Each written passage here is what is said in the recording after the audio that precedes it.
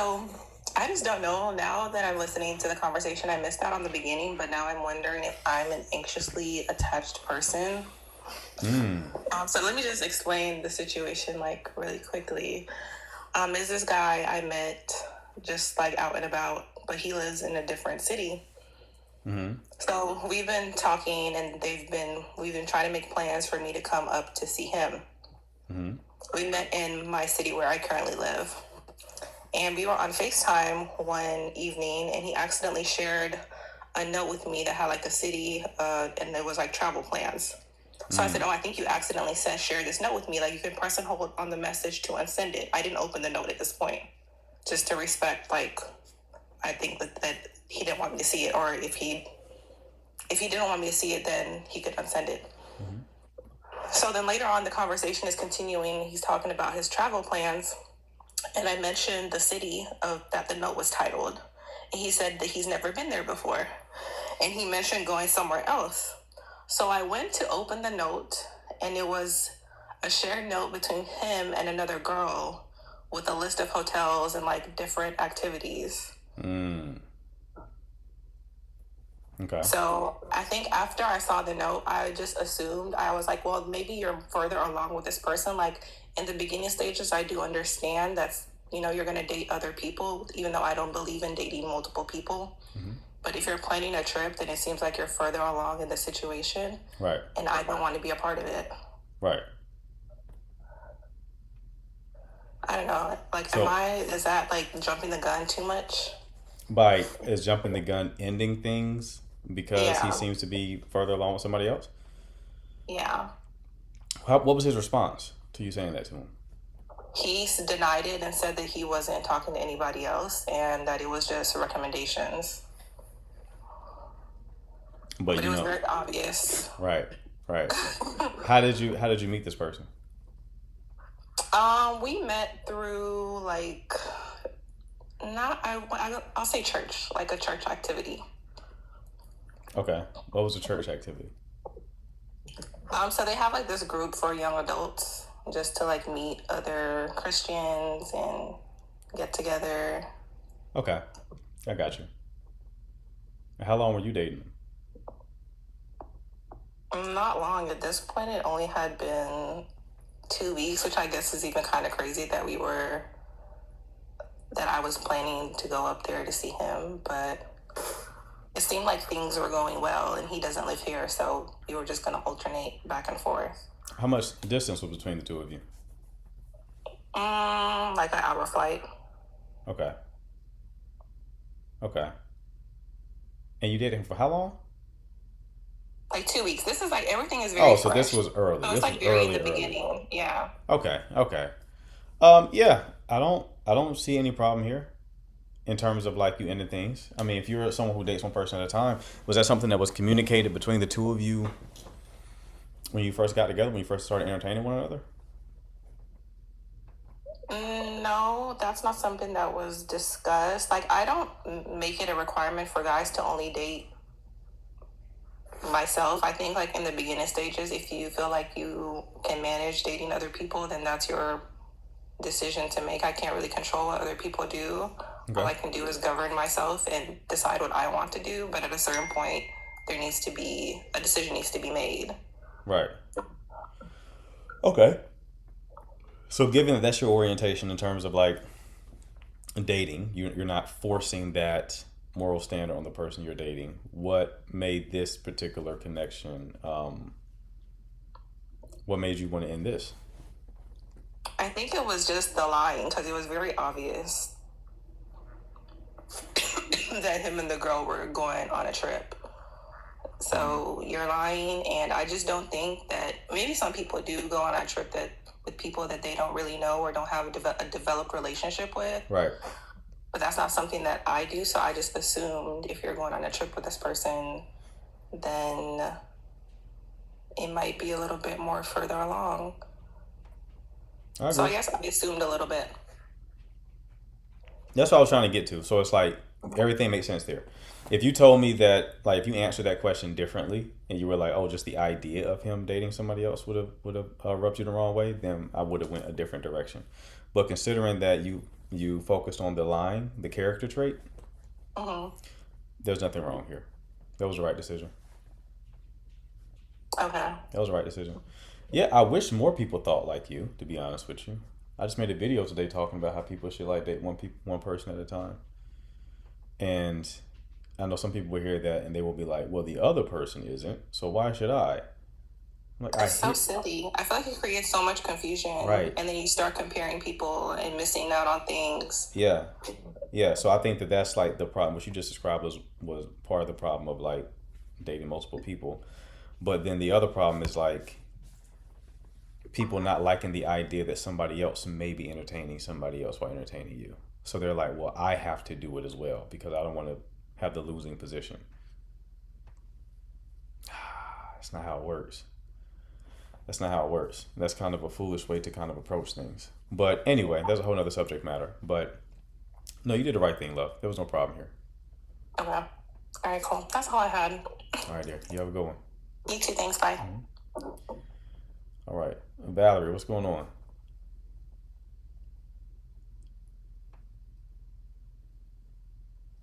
Valerie, are you there? Because you're muted.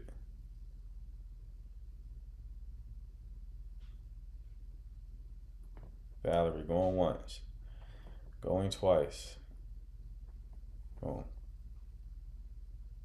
What just happened?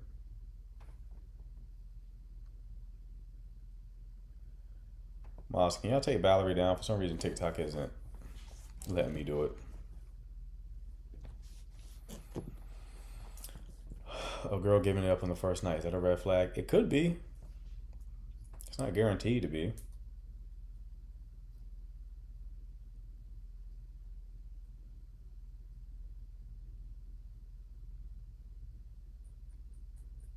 That was an international trip?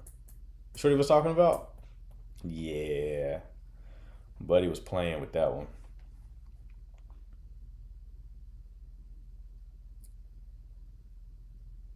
I didn't know it was an international trip. That's a bit different, isn't it? Okay, why is this not loading? It's about to piss me off now.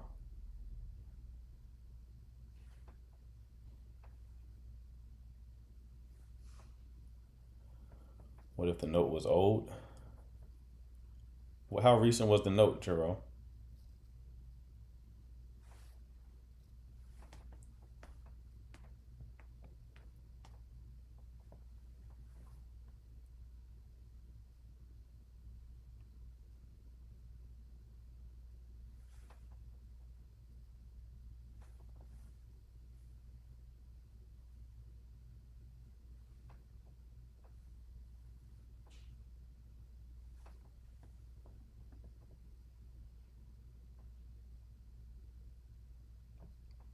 How do you know if it's you being anxious or they actually just giving a little effort? Here's a good heuristic. This isn't 100%, but it's a good heuristic. If you still don't like the behavior even after you stop feeling anxiety, it's likely something to really pay attention to. When I've like experienced like anxiety around attachment, right? If the situation that made me anxious still bothers me even when I no longer feel anxious, it's probably real. Oftentimes, though, once I don't feel the anxiety anymore, my logical brain kicks in, and then it's like it's not a big deal anymore.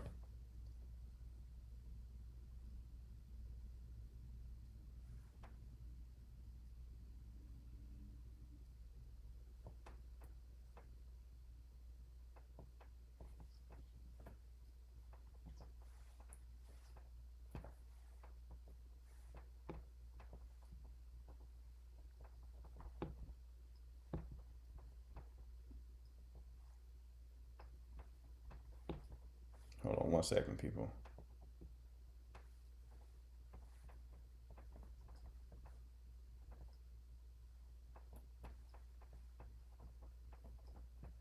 One second. Gotta respond to this really quick.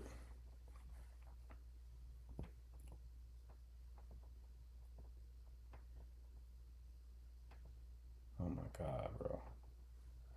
I have a love-hate relationship with my iPad. Boom. All right.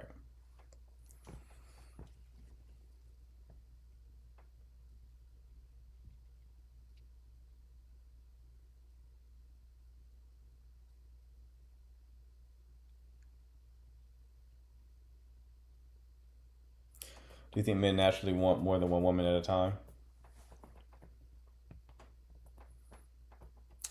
Um,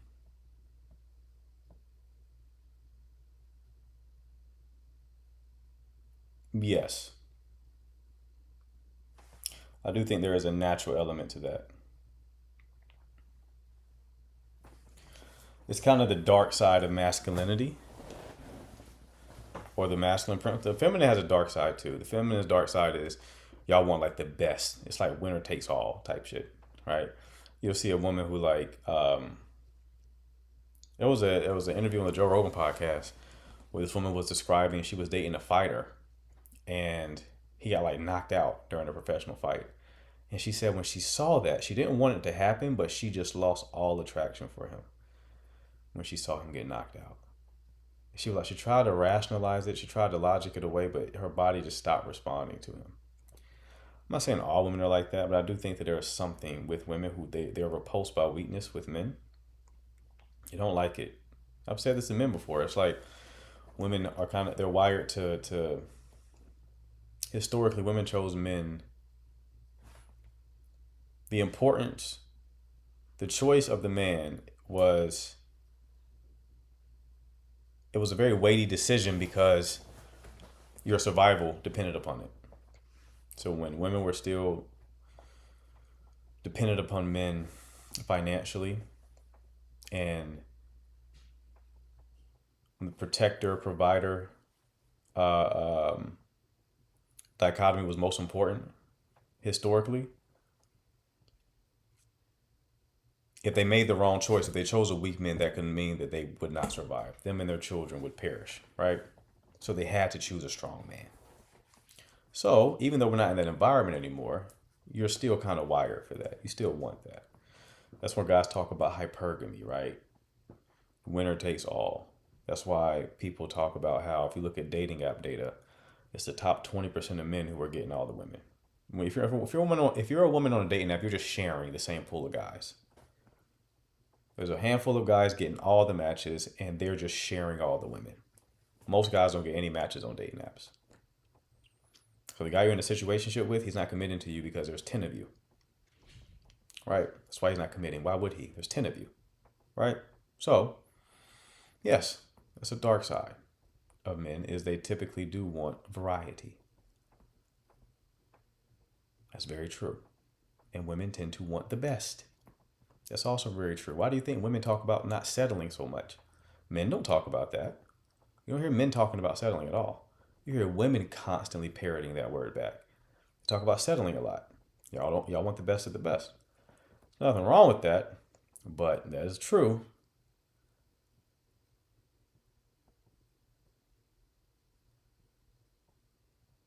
That is very, very true. And you almost can't help yourself. Right? Like the woman who said she saw her man getting knocked out. She didn't decide to lose attraction for him. She wanted to keep attraction for him. Her biology disagreed. It's like if your man was coming to you and he was like boo-hooing about some shit. Like you may be a little like patient with him, but you do that enough, you're gonna be turned off. You're gonna be turned off. It's weakness. You want him to be strong. In all categories, emotionally, physically, strong, strength. Not weak. You're like, I depend on you. What are you being weak for? I can't be the strong one here, right?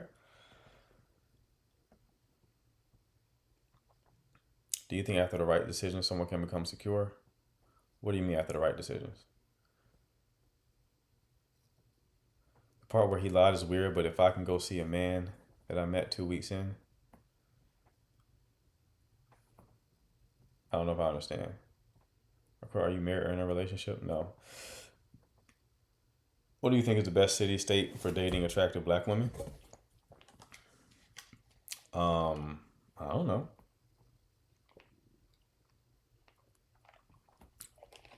Why do you need the best city or state? Why can't just go where the black women are?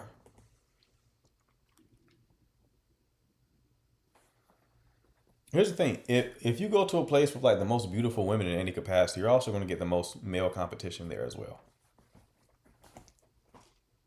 So factor it into your decision.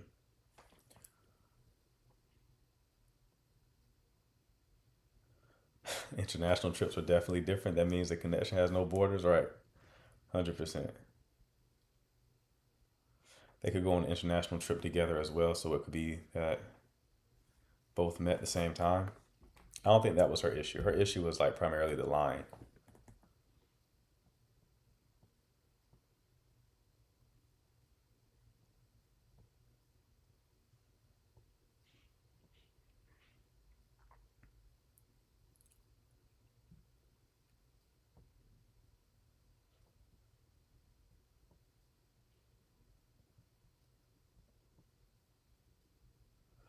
Dating multiple women at once sounds exhausting and expensive. Yeah, I don't recommend it.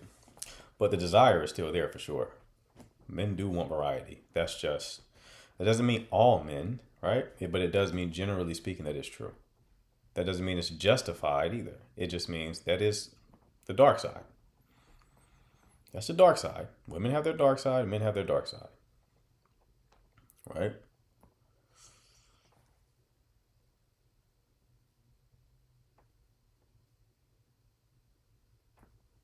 How do you know if a woman is checked out of a relationship emotionally, physically, sexually? The biggest sign is that she no longer wants your attention. That's the biggest sign. Your attention to her is not a big deal. That means she's not arguing with you. She cannot be bothered.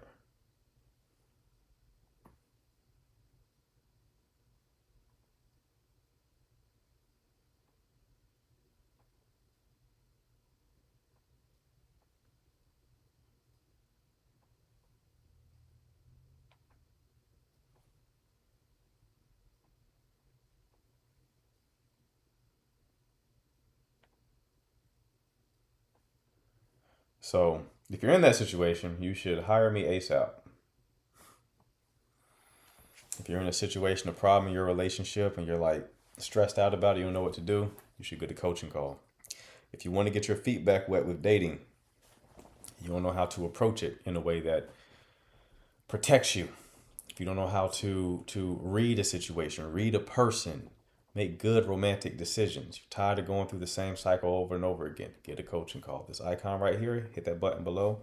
Shoot me a message. I'll ask you about your situation. If I can help you, I will send you a link to book your call. Okay?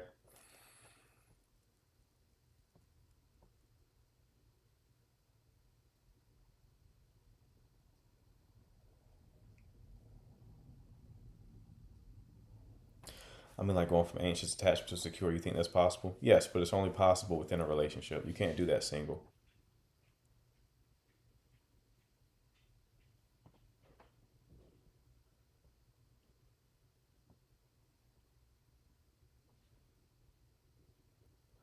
Polygamy is a rich man's sport, indeed. Right. I mean, not really. Be honest with you. If you're desirable enough, you can get a lot of women. They're not gonna be the best. They're not gonna be the best options probably, but you can get quite a few. With women, the game is really just to make them feel things. Just to be honest with you, just from a dating coach's perspective, it's really just to feeling, get them feeling things. That's really all it is. Hello. Oh, hello. Hi. Hi. How are I'm you? Marquette. I'm Jamie. Hello, Jamie. How are you? Hi. Thank you. I'm good. How are you? A little bit nervous, but excited to be chatting with you. Nice. Good. What can I do for I'm you? fairly new. I'm sorry, what was that? I said, what can I do for you? Well, I don't know. No, ultimately, I haven't been on the dating scene for probably 4 years. Because my mom passed away 3 years ago, and my life kind of got whirlwinded back home to settle the estate. And back home is not anywhere remotely near anything. Like my hometown has one stoplight in our whole county. We're 150 miles from anything in life. Like we don't have Walmart, movie theater, mall. Like it's got 1,700 people. And so I'm not really accessible. I'm kind of literally hidden under a rock. So we're 150 miles in every direction. So it's a lot. So really I just kind of put my personal life on hold to settle the estate. And my sister and I decided to carry on our parents' legacy because we lost her dad 13 years ago this October. And so I'm 37 and I've never been married. I don't have kids yet. It's definitely something I want.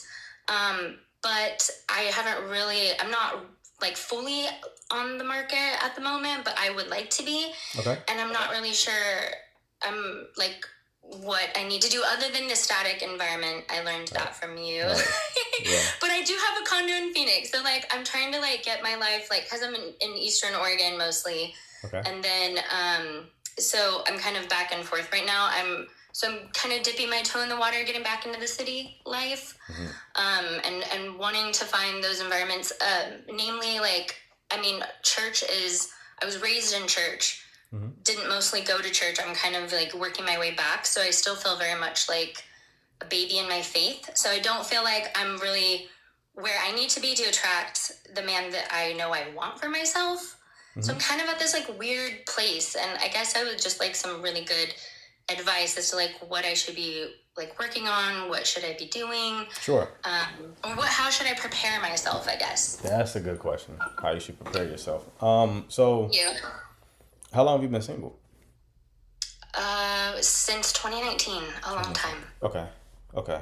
And how long, that relationship that ended in 2019, how long was it?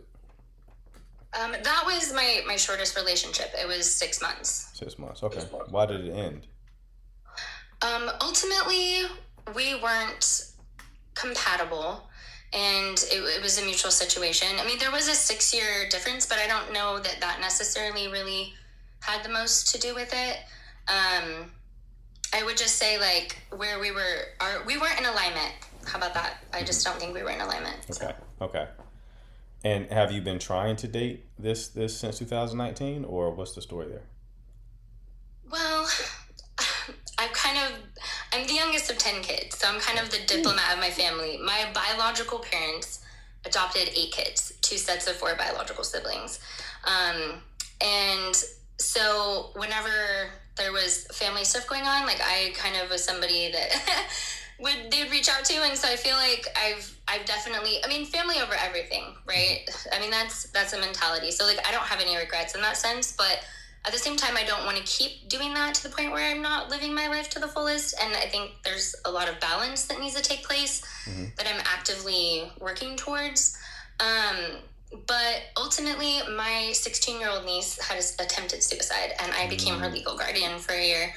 And I was like, went to real estate school, I became a realtor, I feel like I've lived like 5 lives, to be honest, because I also love music. And anyways, I have a lot of things that like, I'm a very ambitious and like passionate person.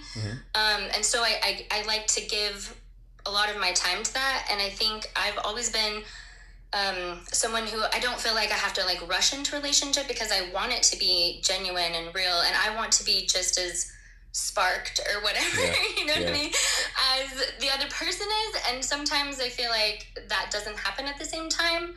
Like, and I don't know, but I just kind of have this feeling I haven't met my person yet. Like, and so I don't really have regrets. I've learned from every relationship that I've had. When I lived in LA is when I dated the most, and that was from ages like 19 to about 25. And so it's been like a cool 10 years since I've had anything kind of like real. So I feel a little bit rusty and kind of like, you know. Okay. So what kind of man are you looking for? How would you describe him? Well, I definitely want to be equally yoked. So I want a God-fearing man. I feel like for me, like obviously, like, I'm in the generation that's kind of in between the new school and the old school. So, in the traditional way, like, I do want to be able to submit, but there has to be, like, I also want him to love me like Christ loved the church. So it's kind of like, there, you know, it's a both, like, a sacrificial love, you know what I mean, for your person. Like, So I just want that, and I want the safety and the spark. You know what I mean? So I keep hearing you say that. I'm like, that's real, and that's Right. what I want. So Right. I don't want to like settle, but I also don't want to be afraid to put myself out there. So I don't know. Okay. Okay. So you want someone to give both spark and safety. You also want someone who has Christian values, who lives them for real, not just as a Yeah. costume, right? Yes, and who's fun and funny and has good character, who's like trustworthy and honest, and all of like the really important core values that Right. I think need to be there. 100%. 100%. Now, you just described a very rare person. I know. Like how I'm rare it is. verified.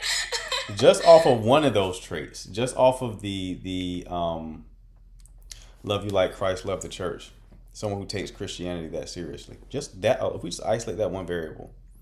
Yeah. Now, I'm not saying it's rare, like it's impossible. That's not what I'm saying. I'm just saying that, just from a realistic perspective, it's hard to find people who live that way, right? 100%.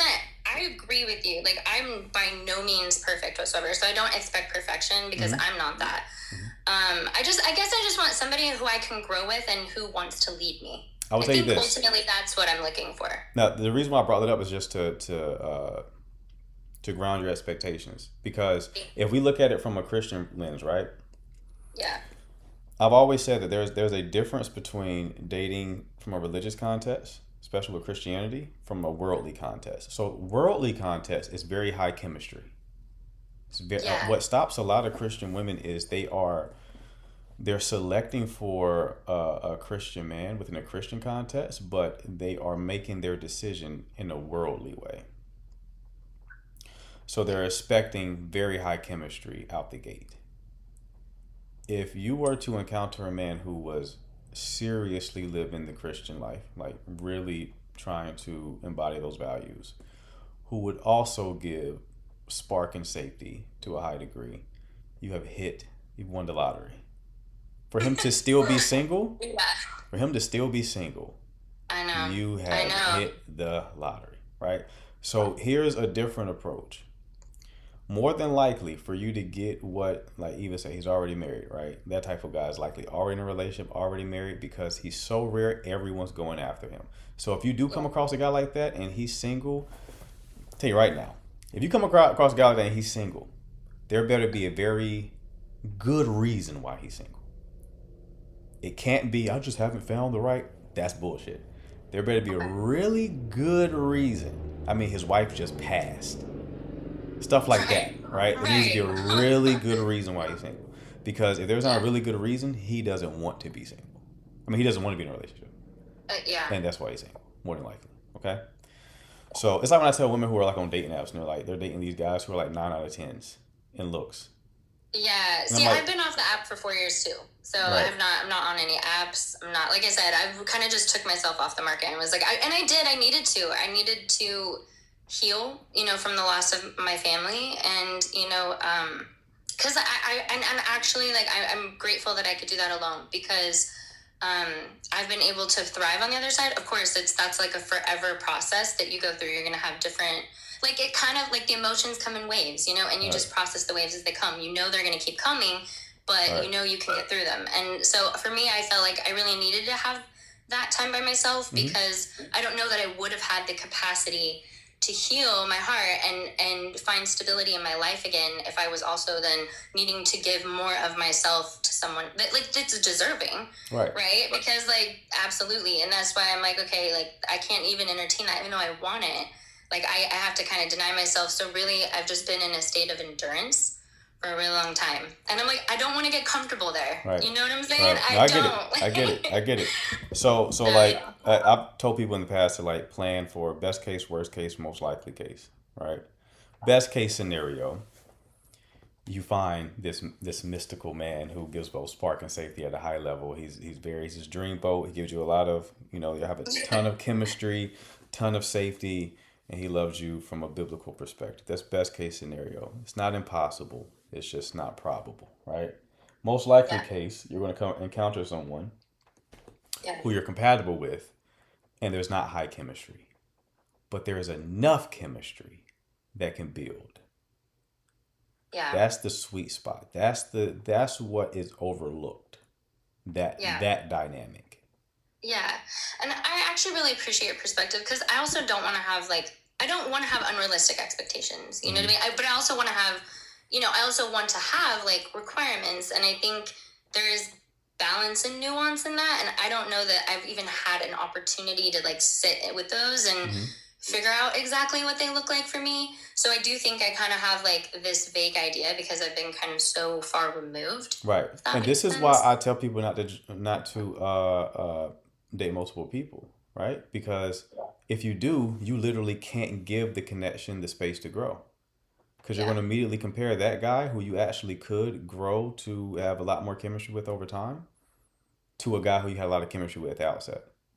Yeah. And that guy probably ain't good for you, right? But you're not going to be able, you're going to naturally want to compare and contrast. So you do one person. I'm glad you asked this question. I never articulated it in this way. So that's why you want to do the one person at a time. The religious approach is prioritizing compatibility. The worldly approach is prioritizing chemistry. Yeah. Right? So you want to prioritize compatibility and then make sure you have enough chemistry that can potentially grow. The way that you test that is you don't immediately rule people out. Because a guy like that you're describing, he probably doesn't have a lot of dating experience. For a man to be smooth and to be very high in spark, that only comes from experience. Right. It only comes from experience. There are a lot of guys out there who aren't very experienced, but they are men of God. They are really about that life, right? They will love you in that way. But the chemistry may not come out the gate because maybe they're a bit nervous because of the lack of experience. Yeah, absolutely. And my thing is my mom used to say, don't be so heavenly minded that you're no earthly good, And so, I'm trying to find balance in that too, because I'm definitely not that either, So it's kind of I don't expect of, my counterpart or my man or whatever, whatever I expect of him, I expect of myself too. Right. You know what I mean? So it's kind of one of those things. So that's why I'm okay, well, I know I'm not perfect. I'm not going to place that expectation and you know what I mean? Harp on that. I mainly just know that I want to be led, and that is really what I'm looking for, ultimately. But like you said though, I guess my other thing too is that I kind of want to touch on is I'm not really approached much either. I've gotten feedback that it's when people find out I am single, they're like, what? Why? And I'm oh, it's kind of a whole story. I don't really, right. I'm Dad, I wish I had an answer for that one. I'd be a millionaire. But, I seriously, so I don't really know how to position myself to be approached either. Okay. So have you been placing yourself in any kind of static environments? Well, I am flying out to Phoenix tomorrow. I'll be there for 10 days. But throughout the year, as of right now, just because I'm creating stability, because my business is based in Oregon, and my goal, and I have some projects here I have to finish. I'm very much too back and forth to really stay for too long. But sometimes I'm there 2 months, sometimes I'm there 3 weeks. This time I'm going to be there 10 days. So I'm kind of in and out. I've kind of started to build a community, but it's really hard to foster those connections when you just feel a revolving door a bit because you're constantly back and forth. And so that's something I'm working on, but I don't know. I guess for me, I just think I don't really know, what are cues that I could use? Because I feel I'm a little rusty and don't really know what cues I should be giving off to be approachable. I'm really friendly, right. And I've recently heard that sometimes that can be a bad thing too. I'm just super outgoing and bubbly. Okay. But I think some people I don't know. We all have different, we were all raised different ways, right? So I think that can be taken differently in different situations. Mm-hmm. But yeah, I guess I just I don't want to be friendly to somebody that's and disrespecting because they're in a relationship or however. I guess I just don't know how to make myself approachable. I don't know. You know what I'm saying? If somebody sees me and they just think, oh, she's probably with somebody, I'm not gonna go talk to her. What do I do? How do I? Right. What do I do? Right. Especially if I would like to be approached. Right. So The first thing is when you go in these static environments, the goal should be to not to find a suitor, but it should just be to enjoy yourself and spread positive energy, right? Connect with people, platonic connections, romantic, potential romantic connections. I really emphasize the platonic connections because every person that you meet can potentially be a doorway to meeting the person you're supposed to be with, right? So so one is identify the type of static environments you want to be in. So what I usually tell people is to write down things that you like value that you really enjoy doing. And then so it's like two concentric circles, right? So one side is like things you enjoy doing, the other side is like the traits of the type of person that you want to have in your life. And then when those two things intersect, find environments that match both of those both lists. So, for example, I was talking to one of my clients and she was saying she wants a man who's more ambitious. So I asked her, has she ever joined Toastmasters, right, which is a public speaking organization? And I'm like, a person that you would meet in Toastmasters is likely going to be ambitious. So the static environment selects for the traits that you're optimizing for. What people tend to do is they want to have like a meet cute moment at the grocery store. I get that that's romantic to a lot of women, but it's the grocery store is one, it's a dynamic environment. Two, it doesn't select for any kind of traits. Yeah. Everyone goes to the grocery store. Not everyone volunteers, right? Some people who want like a Christian man, you would think church, but church selects for the extremes. You either got people who really believe it and people who are just going out of like, habit or routine. And they don't Right. live life like that at all, right? So it's a Yeah. mixed bag. But if you went to like a Christian volunteer organization, they're likely going to be serious. Okay. They're likely going to be more serious than someone who just goes to church, right? Yeah. So you select static environments that also select for the traits that you're looking for, that also align with things you're genuinely interested in. You want it to be things you're genuinely interested in because, like, you don't want to go to a run club if you don't like running. Now Right. you're at the back of the pack, you huffing and Right. puffing. That's gonna Right. expose yourself real quick on that one. You're Exactly, like, I'm not exactly. really into this. It's Now not my thing. before you can give the number, you done passed out. Now you're on the ground convulsing. Right. Yeah, I'm a little thicker than I think. I don't know if running is gonna be my Right, thing, but right. So it's like, yeah, really you wanna be a bit thoughtful about that. Yeah. Two, there's nothing wrong with starting a conversation. So like, I don't tell women to like approach, but meaning approach in like a masculine way, which Yeah. would be like telling a man how attracted you are to him, trying to get his number. That's masculine. That's going to guys view that as being kind of off-putting, generally speaking. But the feminine way is just to create an opening, which is like, in the 50s, they would drop the handkerchief on purpose so the guy can pick it up and come back to him, right? Yeah. When you make eye contact, that's an opening. When you wave, that's an opening. Another way of creating an opening is to just start a conversation about anything. Like when I've dated women who have approached me, whether in person or on social media, like if someone's hopped in my DMs, there are women who hop in DMs and they'll like be kind of thirsty. They get ignored, right? But then the ones who just create general conversation, oh, that last video you made, I like for this reason. If I'm interested, all right, we're starting a conversation now, right? Men Yeah. typically will. The hardest part for us is initiating, especially in person. That's the scary part for men, right? So women who have a bit more finesse will make that part easy. One of my mods, Hannah, she will ask for help. That immediately puts the woman in the feminine, the man in the masculine, right? Because the woman gets to receive, which is the feminine position, and the masculine gets to solve the problem. So she'll ask for him to get something off the top shelf. So now he gets to rescue the damsel in distress, right? That's awesome. I love that. That's Right. cool. And then Yeah. if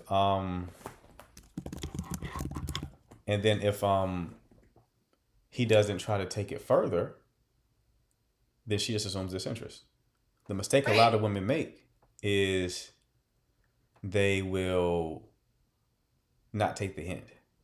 They'll keep trying to force conversation. It's like, no, if he was interested, he would keep this going. He's not interested, or he's unavailable. Maybe he's in a relationship, right?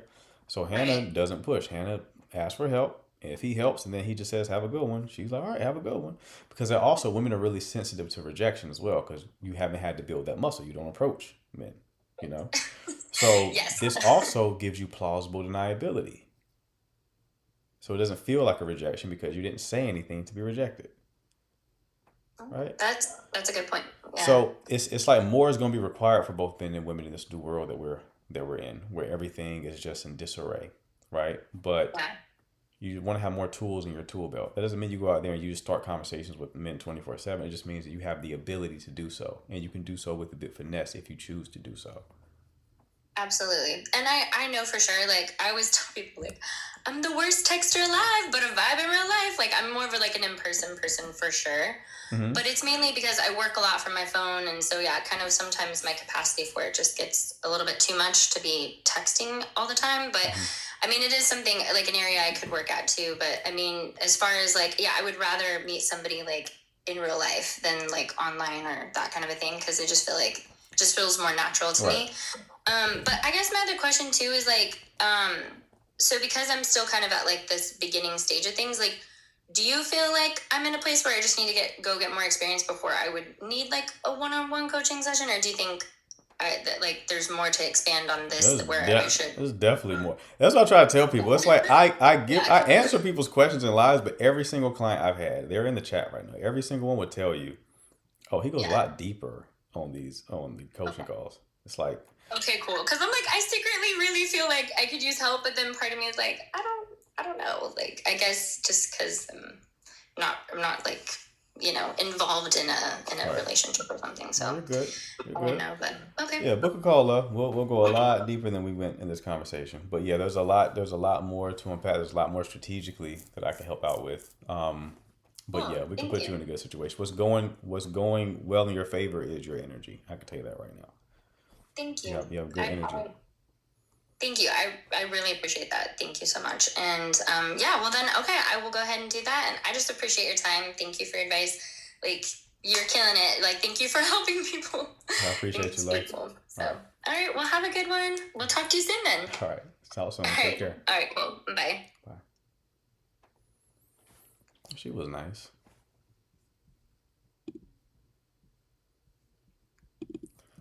She was nice. I like that.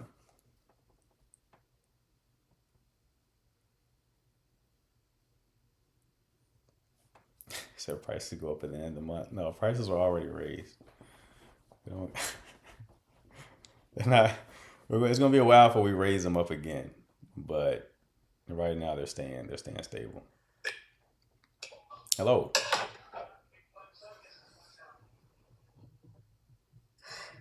Martha, are you there?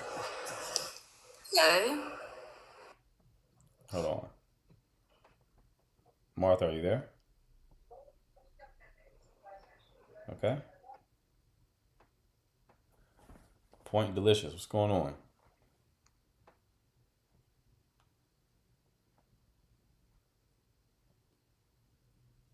Okay. Can you hear me now? How you doing? I'm good. How are you? Good. I'm good. What can I do for you? I'm sorry. I just wanted to know because you said my clients. So, what is it exactly that you're specialized at? Dating and relationship coaching. Well, that's great. Actually, I heard your previous guest, and she was. I just wanted to comment on that because I've tried it like so many times, trying to force it to try to find someone. All right. Well, the mods removed you because this when you request up is for questions. It didn't sound like you had a question, so the mods took you down. So, if you do have a question, feel free to request back up, but it's not really for like making comments on past calls.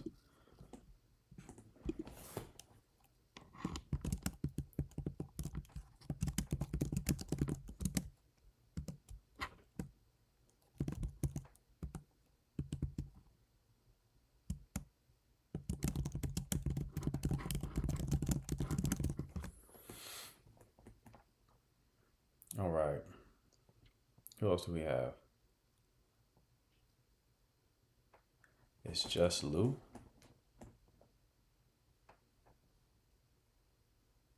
Eva take it down. Eva gets Eva takes people down when she gets annoyed. Uh like Danny does it with like psychotic detachment. He's not mad, he's just taking you down. Because he's like, well, seems like she doesn't have down, right? Eva is like pissed off, and then she does it.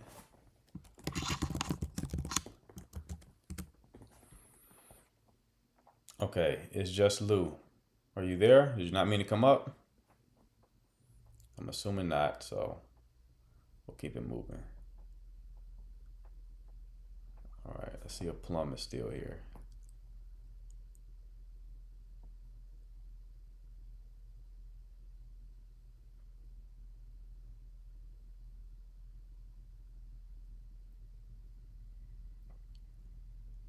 Okay, Plum isn't there. Let me see. See if Churro is here. Churro's back. Oh no, I didn't mean to. He didn't mean to come up? No worries, love. I'll take you down. Sorry. You're good.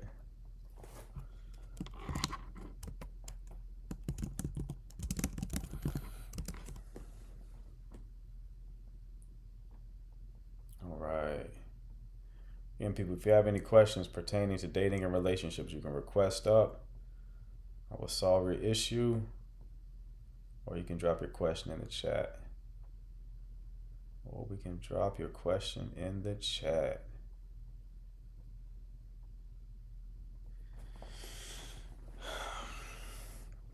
I think that was a good convo with Shorty though. I haven't talked much about like the Christian approach to dating. I only want to talk about it more because I think the church does a really bad job at talking about it. It's like just pray for your spouse type shit. And it's like, yeah, that's part of it, right? But biblically, it also recommends seeking wise counsel as well. So, you need some sort of a strategy, especially nowadays, man.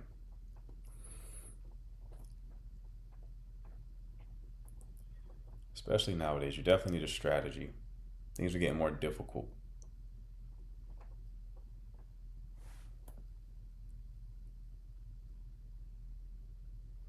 I have a question. What's your question, Kania? Have you ever been in love? Of course.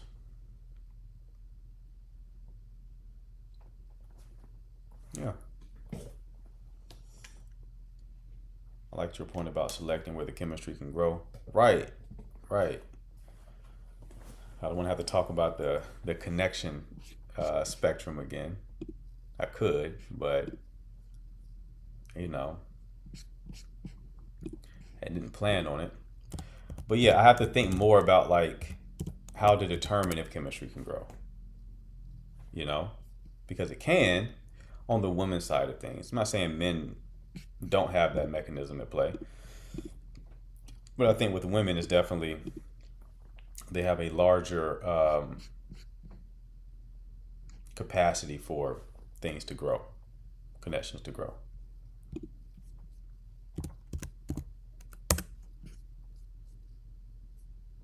I have to log in again. That's annoying. So if you're in a situation where there's like zero chemistry, it's like, okay, well, that's probably not going to happen. If there's zero chemistry, that's what I need to know. You got to give me time to think about it. But if there's like zero chemistry, it's like, that's not going to happen. But there's a little bit, there's a seed. For something to grow, it must be present. Right? So for something to grow, it must be present. So if there's zero chemistry, if there's just nothing, y'all don't get along at all, it's probably not going to work. I would say that I was about to say something that's debatable. I was going to say something, but it is debatable. I won't go over like the connection spectrum again, but I will say that people tend to think in terms of chemistry and compatibility, which is important, but there's other variables to look at, right? So what I mean by that is chemistry is important, compatibility is important, but what's also important is admiration. Do you admire the person? It's incredibly important. It's something that people don't talk about a lot. You need admiration as well. I would say to love someone, there has to be a degree of admiration there. You gotta admire them. You probably met someone who you had chemistry with and compatibility. But admiration is important. You gotta admire. Gotta admire the person. My coach, actually, this is what he contends. He's made a point, and I can't say I agree, but I thought it was a very fascinating point. He thinks that's one of the reasons why. That's why your average person is having a hard time with romantic connections. We're not talking about outliers. We're talking about your average person. Because it used to be that, if you take a woman, for example, someone who was more like reserved and maybe sexually pure from that perspective, the man could admire that about her. And then the woman, because she still was in a state of like needing protection and provision, could admire the man for just having a job. Just having the ability to protect and provide. It's like the basics. So they had the basics, and that was something that they could admire one another. And in today's time, the basics have like disappeared. Right? It's disappeared. Like a man having a job, it's like, well, no shit, you have a job. Like, I have one too. So that's not admirable. And then on the woman's side, good luck finding someone who's like a virgin. Best of luck to you. Over 21, best of luck to you. That ship has sailed. So, like women get mad about that, but there are some guys that really value that, and they can't find anybody. That's a hard thing to find. A lot of women who do have, who are still virgins, are tend to be very neurotic, extremely neurotic. Like they're terrified of it. So it's a needle in a haystack. I don't personally care about that shit, but there are some dudes who do. There are some guys who really, that's what they really care about. Be that as it may. Our culture promotes the opposite, unfortunately. Yes, sex is everywhere. It's everywhere. It is everywhere. So it's unfortunate, but it's true. I just need Shorty to act normal, please. All right. Experience is greater than purity. Yeah, CJ is our resident postmodernist. I disagree with that, CJ. So CJ, the woman who dipped out on you, right? She dipped out on you in part because of all the bad experiences that she had.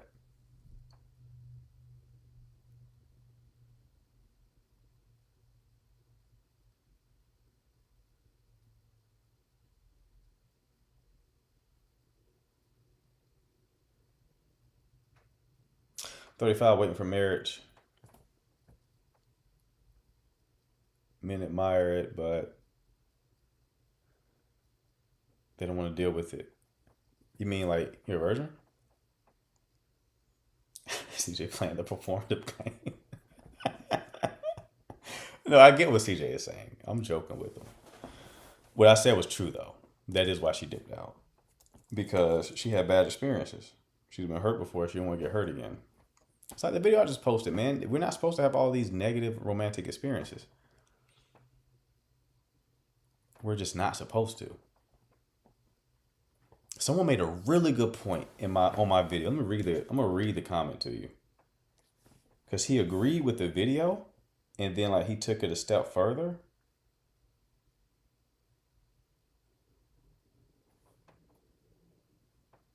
And let me see. Oh yeah, he said without dating apps and excessive social media, I think I met 1 to 2 people every year, or 2 versus every month or weekly. In between the time you're supposed to just live. But it's on to the next person, the next, and the next, and the next, and the next. Right? This is actually a woman, not a man, by the way. That's true, right? It's like, without dating apps, social media, it's 1 to 2 people. And those are people who you probably were in better alignment with. Right? And then in between those one or two people, there was another person. So you got to get to know yourself, like get used to solitude, or just being able to make yourself happy, right? That was a healthier way to orient yourself to the dating market. Now it's like the woman who ran from CJ. I hate to phrase it like that, CJ. There's nothing wrong with you. But the woman who ran from CJ, I promise you, she started dating somebody immediately after.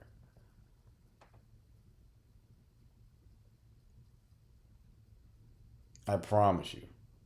Immediately after. Because you probably can't be alone. But she also can't be close to somebody. So she's in between a rock and a hard place.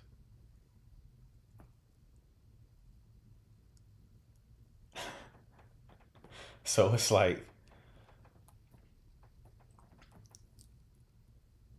that's the situation.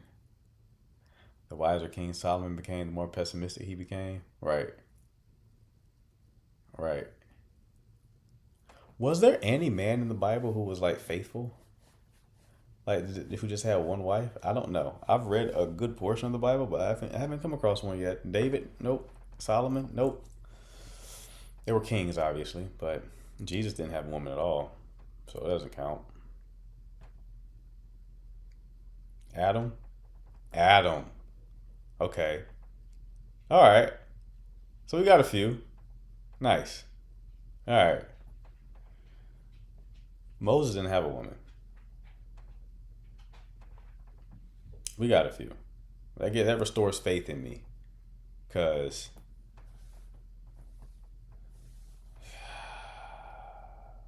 let me rephrase. Any man who has achieved wealth in biblically.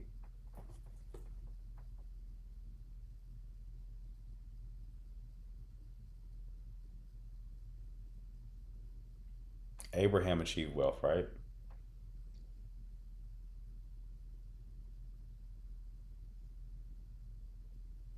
But that does eliminate like Noah and people like that.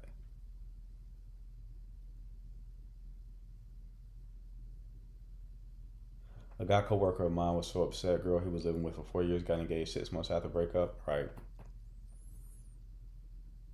Yeah. If she got engaged 6 months after, she probably was dealing with Buddy. That's a big thing a lot of people do is they monkey branch. They monkey branch. So this is something that has normally been associated with women. But monkey branching is essentially they, before they end the current relationship, they set the stage for the next one. Right? So before they end the current one, they set the stage for the next one. So they jump from one to the other. Technically cheating. Monkey branching is technically cheating. Because you got to emotionally cheat to set the stage to begin with. So when you deal with someone, you see they moved on like really quick. Job was faithful. Okay. And Job was wealthy as well. There we go. All right. My faith has been restored. Because I was starting to be like, yeah, how realistic is this?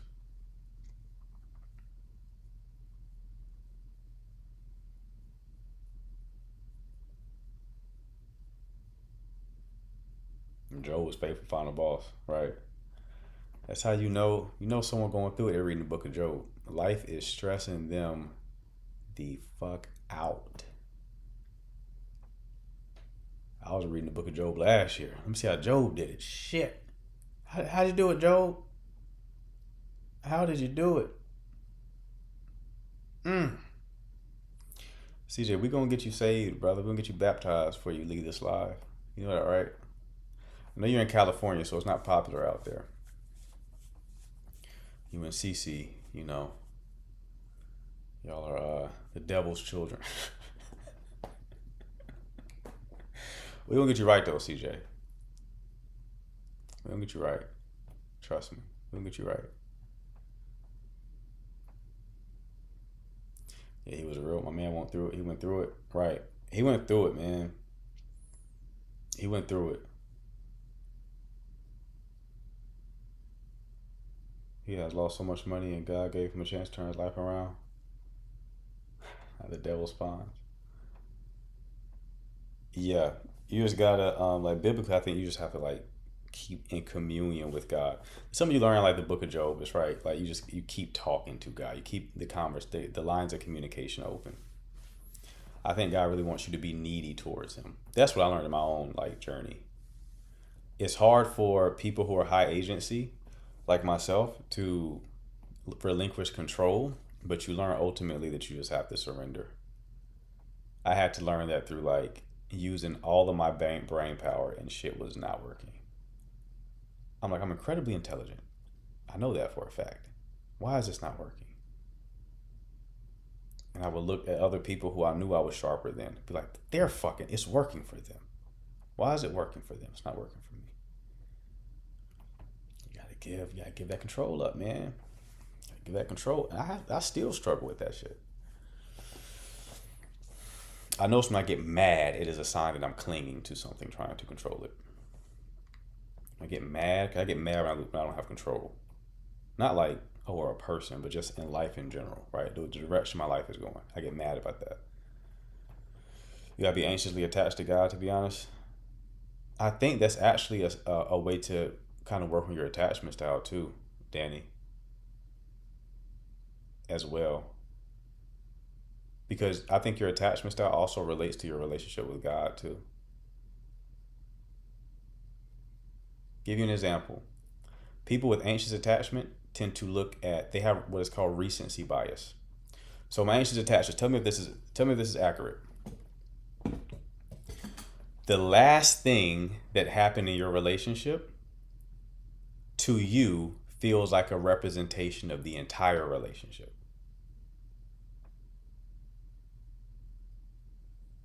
You forget about all of the good things.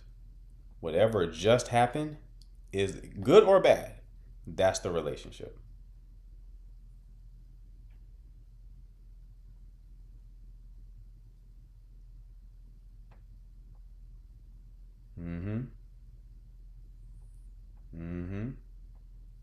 I suffer from this myself. I also suffer from this. It's like, oh, the last thing wasn't good, or Shorty was kind of like short or cold. I may have to end this because I think she's on her way out. Had a good 2 weeks up to that point. That last thing happened. She's probably on her way out. Right?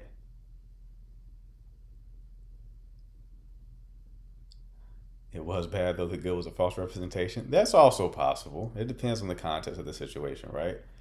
But that's why I tell my anxious attachers to look for disconfirming evidence. Disconfirming evidence is evidence that contradicts the conclusion you just came to.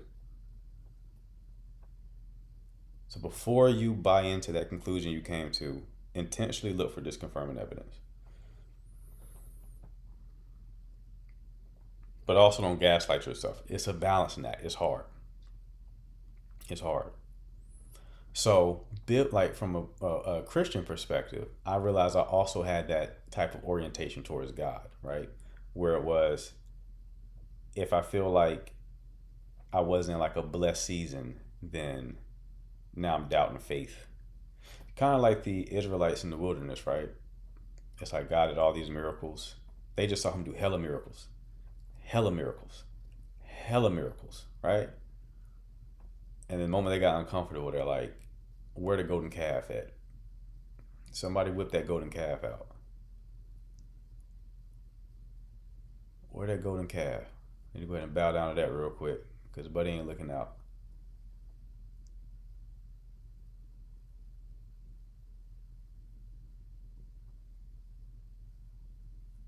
Because there's like an anxious attachment orientation to God himself. These attachment styles, they can shift based on who you, like the type of connection you have, right? So platonic connections. There's been people in my family I'm avoidant with.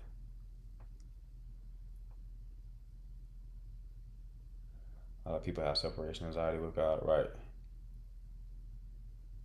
How does an anxious attachment not act avoidant after being abandoned by a partner? I need more like details. Does your attachment style correlate with your love language? I've never heard nobody talk about that. I certainly think it does, because every avoidant person I've ever met, their love language was acts of service.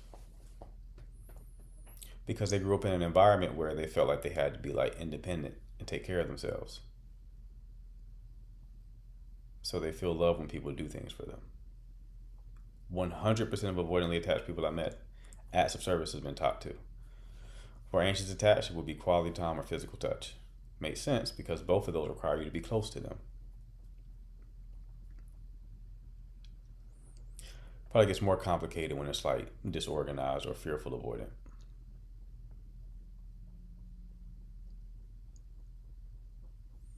Oh my God, yeah, some avoidant kept asking me to make his plate. All right, they love acts of service. But it's like, I think like, I know in my experience when I've dealt with avoidance, I'm big on using your words. I'm big on your words. Anxious attached people tend to be more verbal, or maybe that's me being ADHD, neurodivergent. It's probably me being neurodivergent. But whatever the case, I'm big on words. So like, I like people to verbally express how they feel about me. If you do things for me, it doesn't land the same. I appreciate it, but it doesn't land. My ex was someone who would like do a lot of things. Like do a lot. She threw me a surprise birthday party. Like a year before we broke up. She was a doer. She would do a lot of things. She wasn't the verbal type. She's not going to tell you or express how important you are to her. I like that shit though, because I will do that. Quality time and words of affirmation are my top two, right? I think like a lot of the love language stuff is based upon like what you were deprived of growing up. So if you had like a critical parent, you probably like words of affirmation.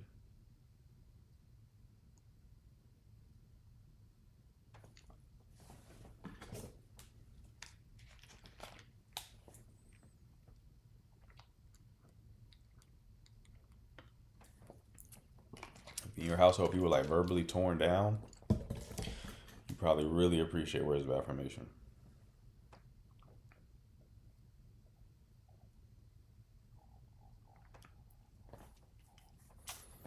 People are like, why do men like physical touch so much? Because culturally, boys aren't showing a lot of affection. We're not showing a lot of affection, so of course, probably don't like physical touch. It's whatever you were deprived of, usually.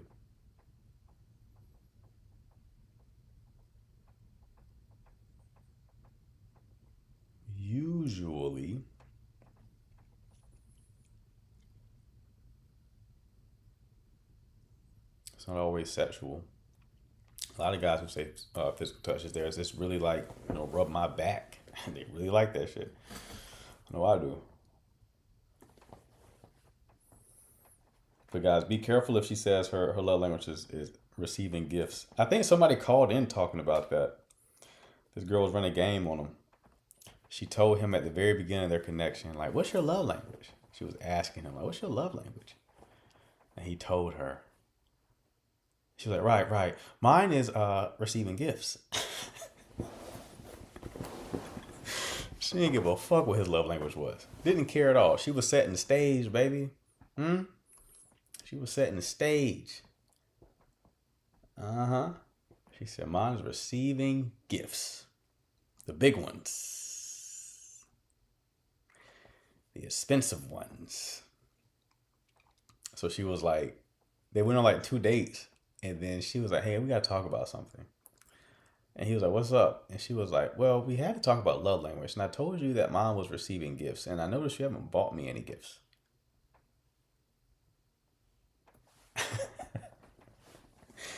So when someone's love language is receiving gifts, it's like the thought that counts, right? So like giving them a gift that has some degree of significance. Like you were paying attention to them.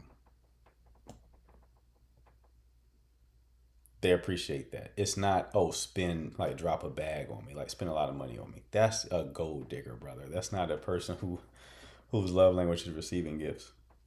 But she really tried to play my man like that. I told you receiving gifts, the big ones. And you know, my birthday's coming up. I haven't gotten the bag yet. What's going on?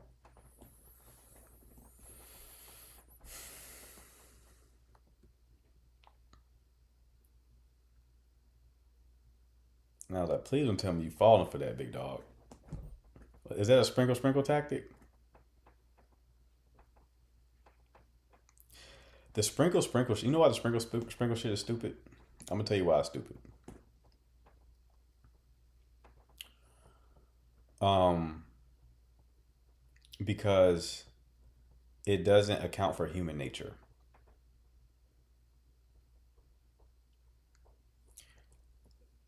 You tend to get used to anything that you experience over time.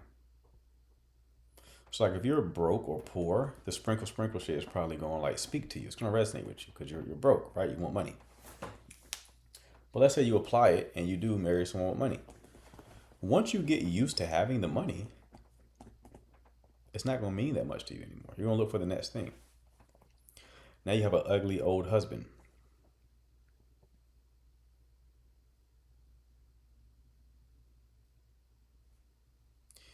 Have an ugly old husband, and now money doesn't mean anything to you anymore because you didn't had it for so long.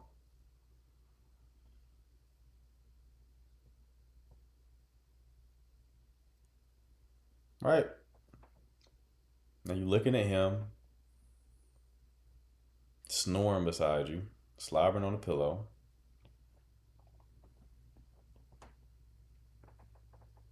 Disgusted. But hey, you got your purse. You got your bags. Yay. Yay, you got the bags. I've told women the better play is to get with someone who can teach you how to make some bread, right? Not people be so lazy, they don't want to do anything. I'm like, that's still work, goofball. Take the same energy you're putting towards trying to get a person who's rich, which is work. It's still work. It's a job. You're clocking into a job to do that. And instead, deal with someone who can actually like put you on game and help you make money. Meaning like that's a better outcome than you needing to get it from them.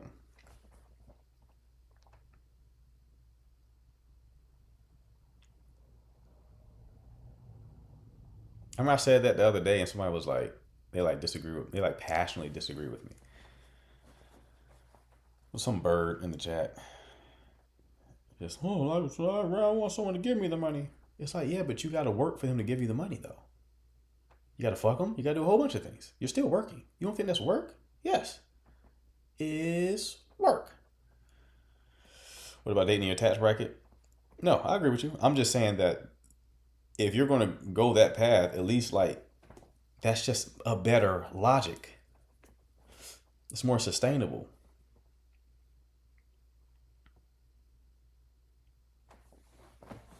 It's more sustainable. People be goofy, man.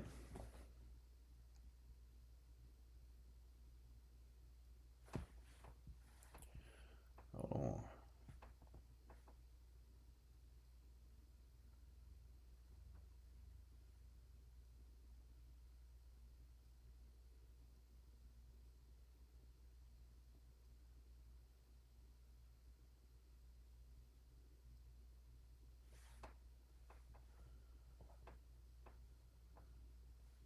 Anyway, again, it goes back to admiration. You respect him because he's teaching you. Right. Getting someone that you admire is very important. It's extremely important.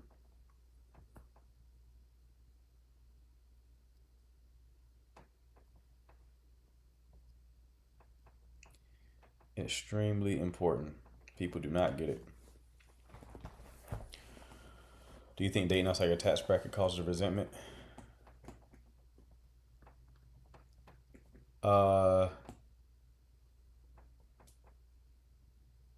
Like as a woman, what do you mean outside? Do you mean like you as a woman dating below your tax bracket or higher? Don't even scam properly. Sometimes they don't even have any cars or homes in their name. Right. Have you like gone out and then seen people like women who are clearly like sex workers dealing with men who are like 30, 40 years older than them? I've seen that like a handful of times. It's always weird. It's always weird. That shit, that seems like soul crushing. That's like selling your soul to me, man. That's along the lines of selling your soul.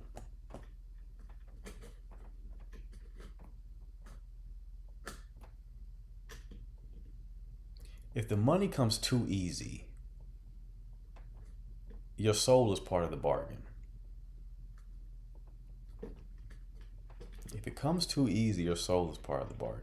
You don't get that back. You can see it in people's eyes. They have dead eyes. There's no life behind their eyes.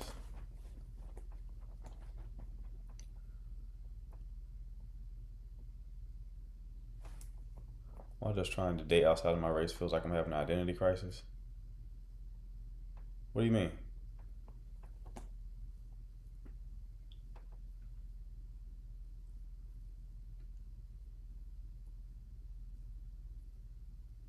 Every corn star got those eyes. Every corn star got those eyes, bro. Those dead eyes, all of them got it. All of them got it, man. That's that Faustian bargain.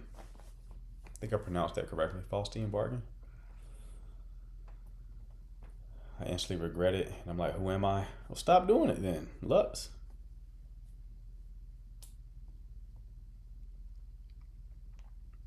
Erica Kirks. I think Erica Kirk is probably a psychopath, bro. She gives me psychopath vibes.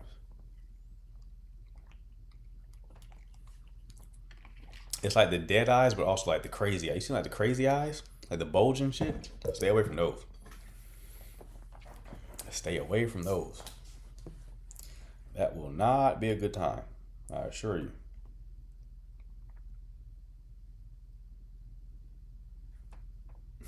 Danny, you're hilarious.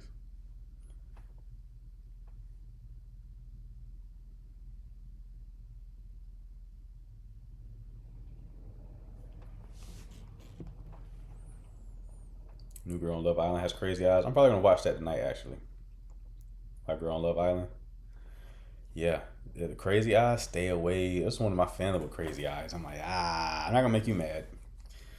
I'm not gonna make you mad. Nope. Crazy eyes? No, thank you. No, thank you. Hell no.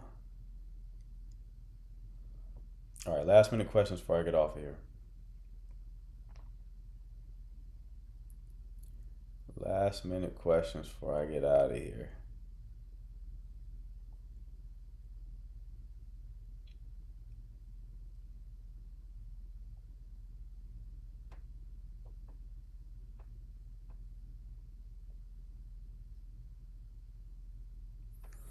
I meant below your tat smack can cause resentment. Probably for women, especially if the guy isn't leading in any other way. Remember, so like I've told guys the danger of going 50-50. Caveat, nothing wrong with it. Do what works for your life. That's not a problem at all. Don't feel like less of a man if you have to do that, right? It's not an issue. But a problem that it will create is it can kill the polarity in your relationship. Polarity is predicated upon asymmetry, people playing different roles. When you're playing the same role, it kills polarity. Polarity is needed for passion to be present, right? So if you're going 50-50, or if your woman is the breadwinner, you're going to need to lead in other ways. You got to find other ways to lead. If you don't find other ways to lead, polarity will be crushed, and you're not going to like the end result. I can assure you.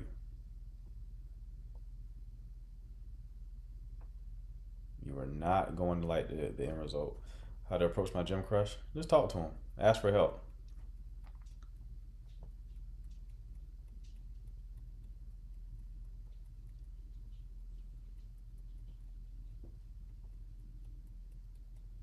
Ask for help with working out. Like, I notice your shoulders are like really developed. I'm trying to get mine like that. Any advice? Just say that and see what he does. Just say that and see what he does. My gym crush said that to me. I'm shooting. I'm shooting. I don't have a gym crush, but like when I've had one in the past, I'm shooting.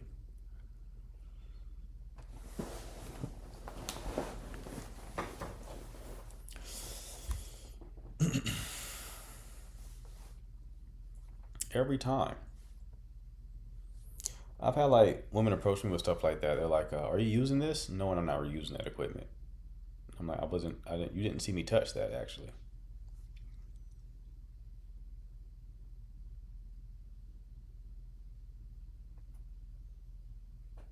Going to the gym feels uncomfortable for women nowadays. Why is that?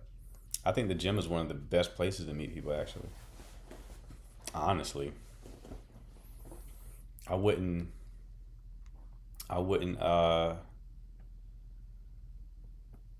buy into like all the videos you see on social media with people saying like, "Oh, don't approach at the gym." Approach at the gym. Approach at the gym. For sure. I'm giving you the complete opposite advice.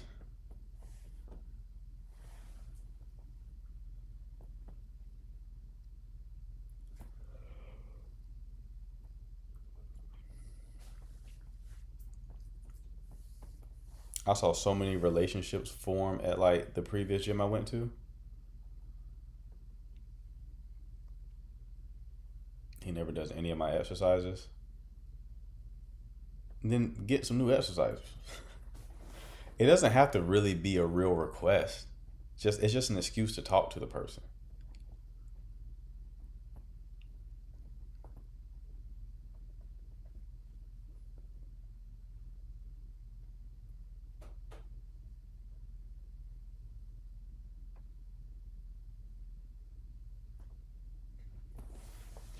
Does Home Depot work? I mean, you can try it, but I would imagine Home Depot is filled with married men. That's what I would assume. Why do women always say that? I would assume Home Depot is filled with men who are married. Is that not the case?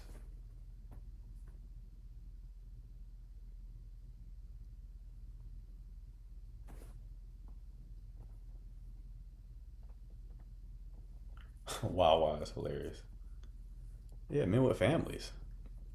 Home Depot's filled with studs. Is that what Super has been? I ain't seen Super in a few days. Is she at Home Depot?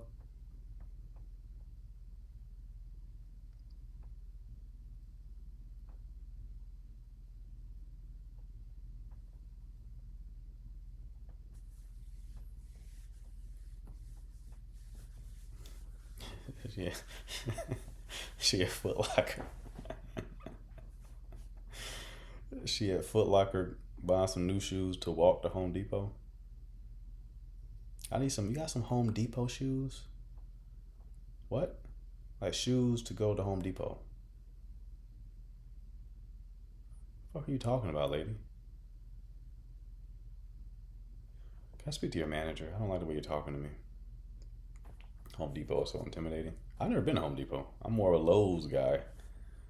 My grandfather had me at Lowe's every weekend, so bookstores can work, but remember, static environments are better. Need y'all to believe me when I say static environments. I feel like it's not landing for some of you. Y'all are describing dynamic environments. That is not the ideal. Static environments are the ideal.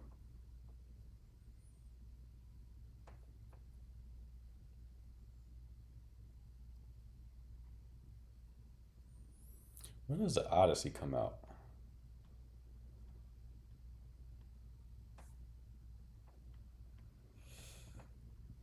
Oh, July 17th?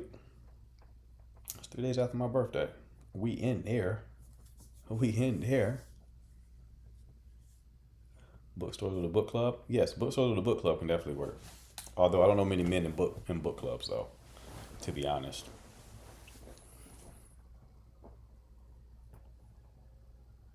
My birthday is July 14th. I only attract Uber drivers. Are you like using Uber a lot?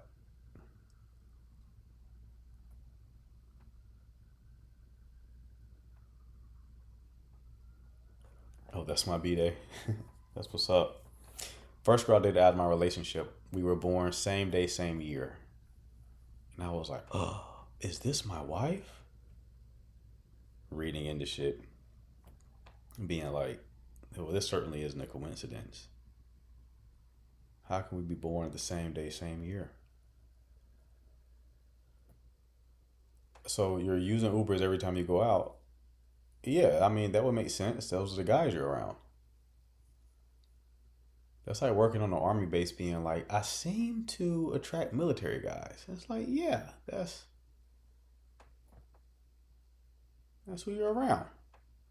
That's how that works.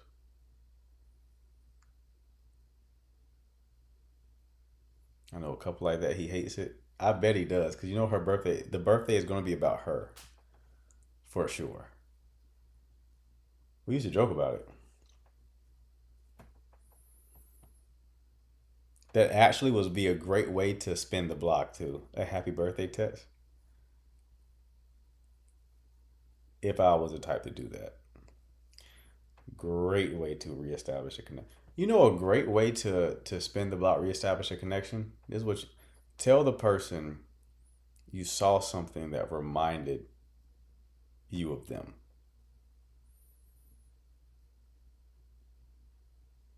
You do with the information what you will. See, people want to wait for holidays, special looking. You gotta do that. Just text them something. This reminded me of you. Better if it's like a real thing. My bestie has a cancer. I have two exes that are cancers.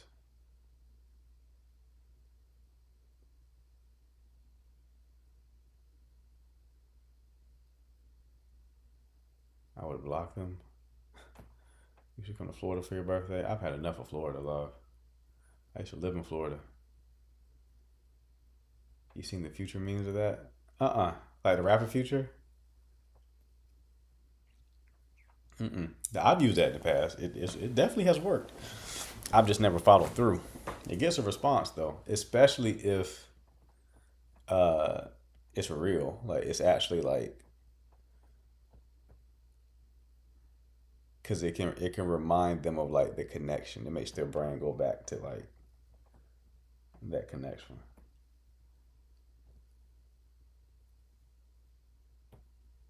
All right, Snow Bunny, be easy, love. That's a good little text to send. I shot that to med school when I was thinking about spinning on her, and I was like, She responded very promptly.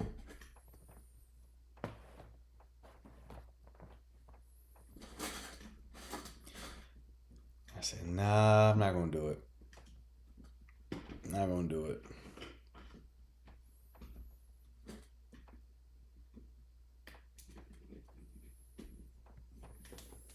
All right, people. Well, I'm about to head out.